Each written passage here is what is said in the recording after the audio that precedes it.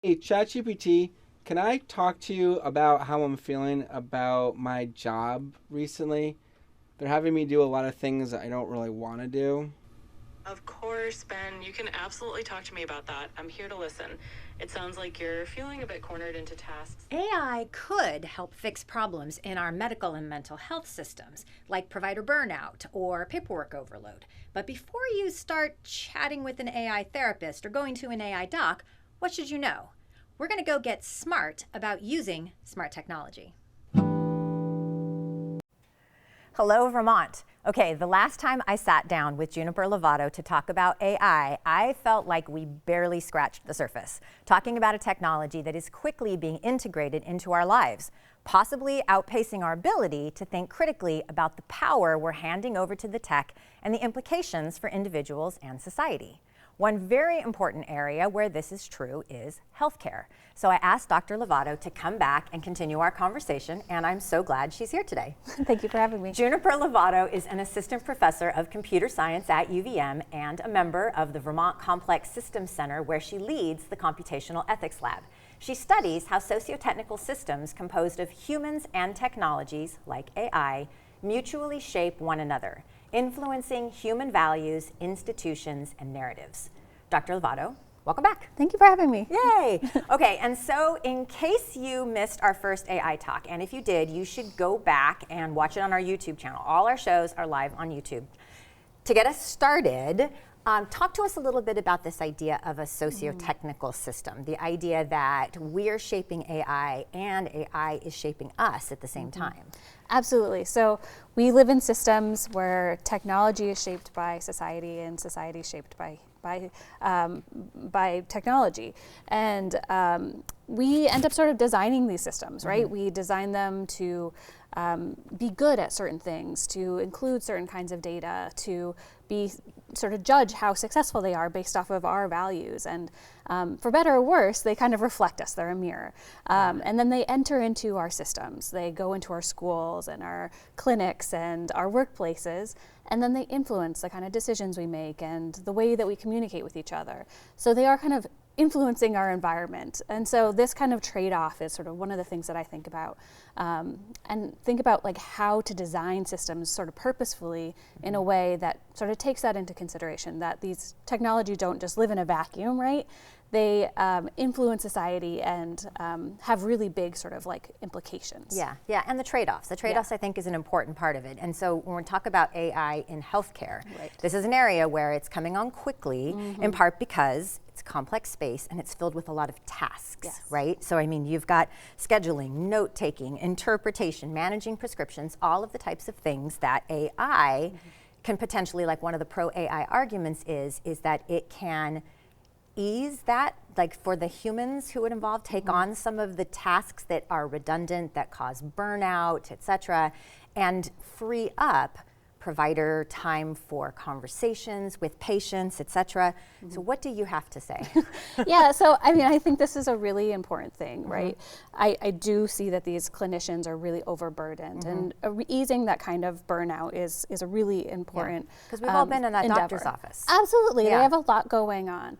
I think what's really important for us to realize is there's no such thing as a free lunch, right? Like there are going to always be trade-offs whenever we are sort of like having one of these technologies enter into our systems. And it's important to realize too that they're trying to ease burden for one side of the equation, right? These are for the doctors. What is the sort of ramifications for the patients if we're entering this sort of AI into the system? One example that I really think is a good one is around these like transcription apps where they're taking notes of your meeting with your doctor. In those very quick 15-minute long interactions that you have with the doctor, right? Exactly. Yes. Yeah, so these transcription apps, they miss a lot, right? So there are all these moments when you're talking to a doctor, you're telling your story, there's these emotional sort of cues you're giving, these silences, those doorknob moments. Stories is so important. Yeah. Because this is actually, and this is a tiny segue, but I know that this is something that you focus on, this idea we don't think about the fact that this is a storytelling moment, and that yes, you're inflecting, you're using body language, all of these things. Okay, so keep going. No, The exactly. transcribers can't necessarily, the AI can't pick up on that. Exactly, yeah, right. So the AI can't pick up on this, and these are really important nuances of your story. The AI is summarizing and it's reframing our narratives in a way that we don't have any control over. It's something that's going to get sent in your My Chart after the fact. And when you're talking to a doctor normally about what's going on, they'll do things like repeat back what you said. Is this what you meant? And you're able to kind of fact check it, refine it, right? So you're able to sort of control your story a little bit more.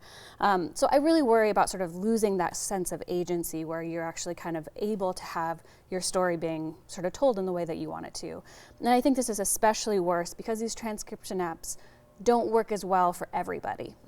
So people who have accents or who speak a different language, the error rate for these apps is very high. And that's a real problem, I think. Yeah, well, I mean, it would be a real problem if it was a human to human. And then now you're adding in this technological barrier inside of it, or just an intermediary inside of it. And so now there's this possibility for it to become an even bigger problem. So what other concerns do you have about AI in the healthcare space? Yeah, I think there's a lot of concerns that I have.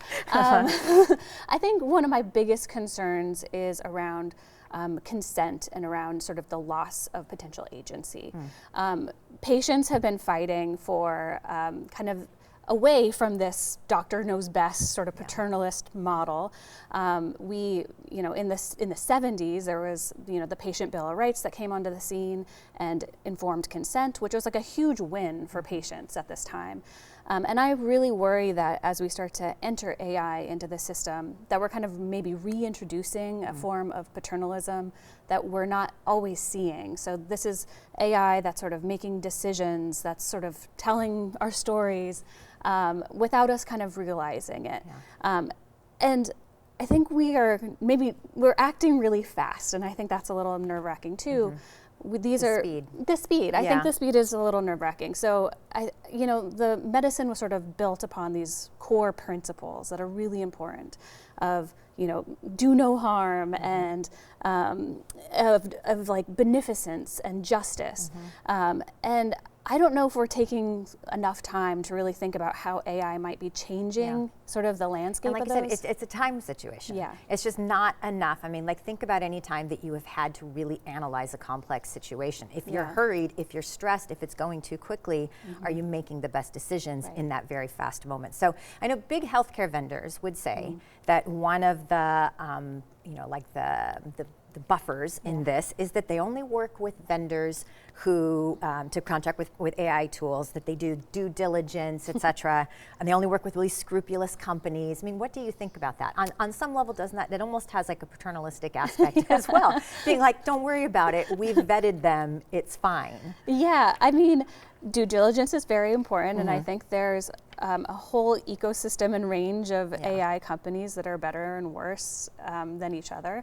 And I think the devil is in the details for this, right? So these vendors need to be sort of like vetted very carefully, but I also think the laws that are sort of in this space are very far behind, right? It takes us a long time to build laws. And so just being sort of compliant in your due diligence is sort of a floor, not a ceiling. And I think there's a lot of to be desired, I guess, in that space.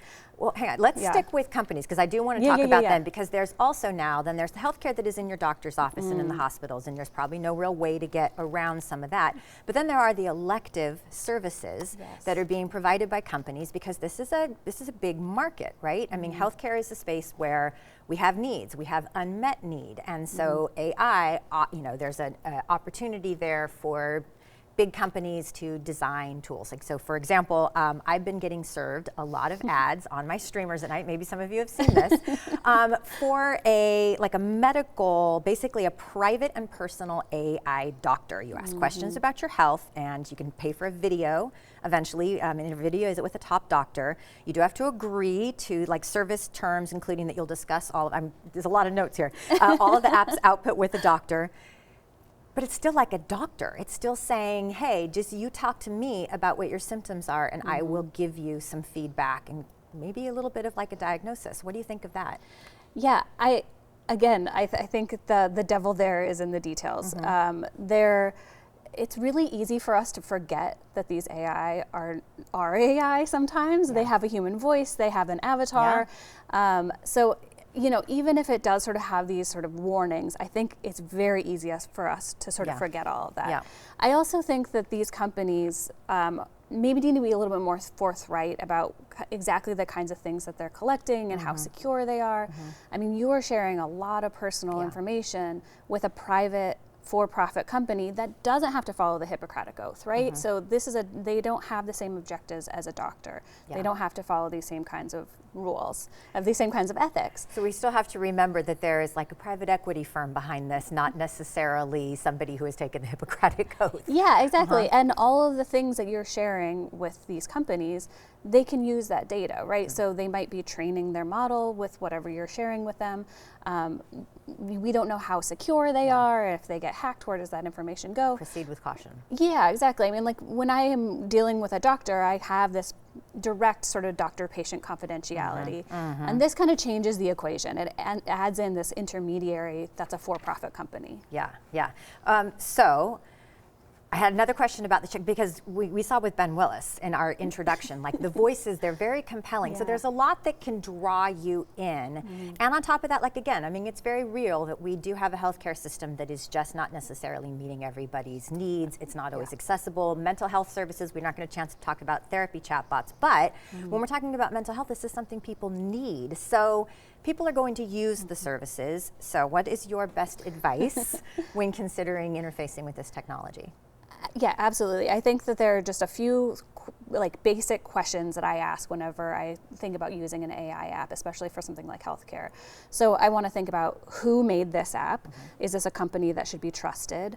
What kinds of data are they collecting from me? If that data is it being used to train their models? How secure is it? And above all, kind of like, I think if you're in a situation where there's an emergency, if you are dealing with something very emotionally heavy, if there's something that's confusing going on, these kinds of things can be supplements, but they should not be sort of the thing that you go to if you're in an urgent situation. That's when sort of the care and nuance of a doctor, a human, really should be sort of the person that you're talking to. The care and nuance of a human. Yeah. We have come to that place, people. Dr. Lovato, thank you so much. This has, again, been an extremely illuminating conversation, something, you know, just good stuff for us all to be thinking about. Don't tread too lightly, right? As always, Vermont, thank you for learning and exploring with me today, and thanks to the team that makes Across the Fence possible. I'm Amy Finley. This is Across the Fence. Come back and let's learn and explore again tomorrow.